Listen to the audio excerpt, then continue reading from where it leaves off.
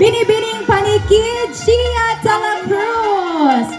Hello, Joshua. Good evening. Good evening to you. I was actually wearing a corporate attire inspired by one of our beautiful judges, Miss Katrina Legado, during her MUPH journey. I hope that's a good sign. You're wearing the same No, it's not the same, just inspired. just Yes. inspired. So we have your Miss Katrina Legado. So this is inspired from the one she wore. But I didn't know that she's going to be one of the judges, so it's nice. Oh, that's a manifestation for you. So that's a fun fact for this evening. What's a sad fact? A sad fact. Pagbigyan natin, sad fact. When I was in grade 5, my mother was already an OFW. While my father, ever since I was young, already works as a security guard in Manila. So, ever since I was young, I had to be independent and learn things on my own. Nalungkot ka ba? Hindi naman. I actually felt proud for you. Diba? Hindi ako pwedeng malungkot. Joy yung pangalan ko, tas malungkot ako. Sige. Diba?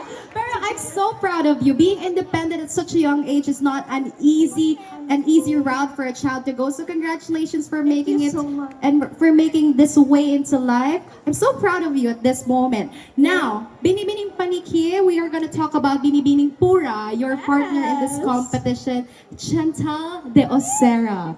Now, your partner Chantal dreams of becoming a lawyer. If she could defend you in court for one silly reason, what would it be? Saan ka pwedeng makulong? Yeah, I trust Chantal if he's gonna be my lawyer na hindi ako makukulong. And if may kaso man ako, and it's just silly, I think, siguro, ano ba? Hindi ako gumagawa ng masama eh. Gusto mong suggest O ako? sige, para gawin ko ah. Sige, robbery. Ay, masama yan. Hindi ko nga nakawin mo ang puso naman ng isang tao, hindi siya masama. O sige, yan na lang. I hope na nanakaw ko yung puso niyo today.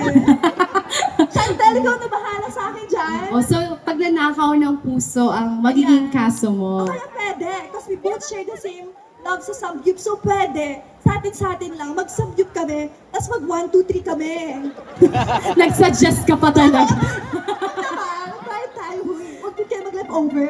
O, diba? Minsan na naman, pag naging lawyer si Chantal, yun ang ide-defend niya sa iyo. O, ikaw na bahala, Chantal. Okay. Ikaw na daw bahala kay Gia. Now, you guys are both pageant girlies. Chantal and Gia are both pageant girlies. What's one pageant topic that you cannot stop talking about?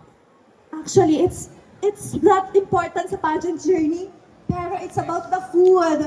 Every time na pagkatapos ng practice, anong pagkain? Huhulaan pa namin, carbonara ba? Spaghetti ba? So ayun ang topic namin, hindi social issues, hindi ano kaya Q&A, pagkain!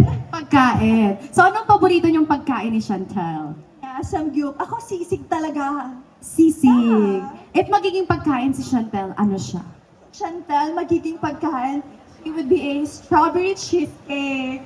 Strawberry cheesecake. Very social. Why? Super sweet, super easy to get along with, and hindi ka magsasawa. Ah, love that. Strawberry cheesecake. Thank you so much for that. Binibining Panikid, Gia de la Cruz. Nice talking to you too. Such a lovely personality you have, vibrant energy we're feeling from her. And now this time, everybody, we're completing, we're rounding off the ladies with